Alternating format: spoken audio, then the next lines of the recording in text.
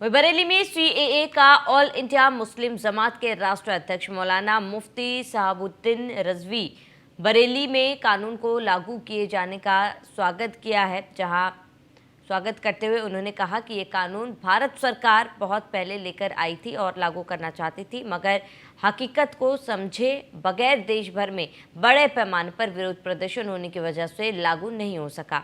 मगर अब भारत सरकार ने इसको लागू करने का नोटिफिकेशन जारी किया है, जिसका हम स्वागत करते हैं।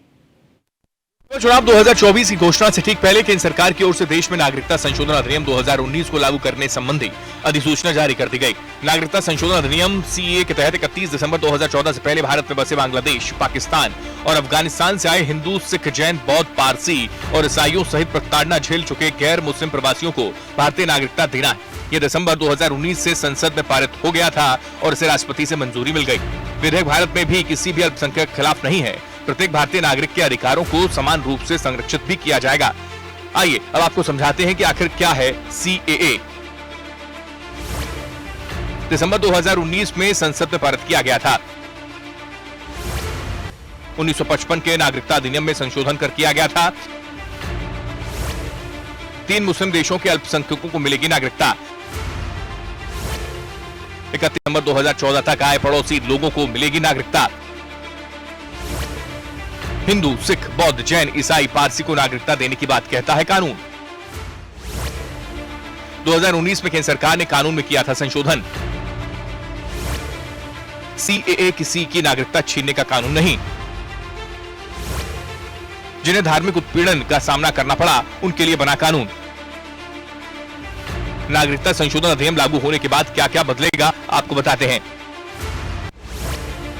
सीएए कानून से क्या होगा? नागरिकता मिलेगी। किन देशों से आए प्रवासियों को नागरिकता? पाकिस्तान, बांग्लादेश, अफगानिस्तान से आए गैर मुसलमानों को।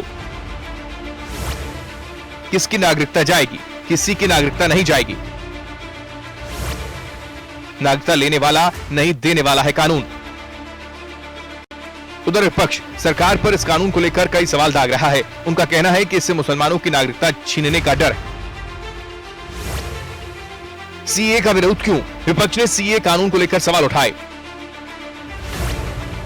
विपक्ष का मानना है मुसलमानों की नागरिकता जाने का खतरा। सीए के जरिए मुस्लिम समुदाय को निशाना बनाया जा रहा है। मुसलमानों को जानबूझकर अवैध घोषित किया जा सकता है। बिना वैध दस्तावेजों के भी बाकियों को जगह मिल सकती है।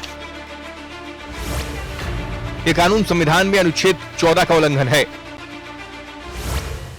पूर्वोत्तर के मूल निवासी सीएए का विरोध कर रहे हैं। विरोध में अरुणाचल प्रदेश, असम, मणिपुर, मेघालय, मिजोरम, नागालैंड और त्रिपुरा शामिल हैं।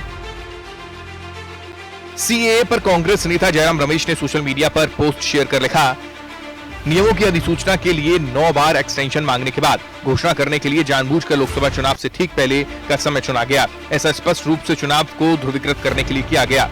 विशेष रूप से असम और बंगाल में ये इलेक्टोरल बॉन्ड घोटाले पर सुप्रीम कोर्ट की कड़ी फटकार और सख्ती के बाद हेडलाइन को मैनेज करने का प्रयास भी प्रतीत होता है।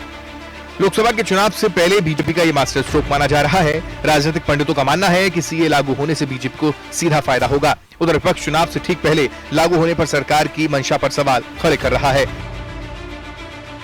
Report news 1 India.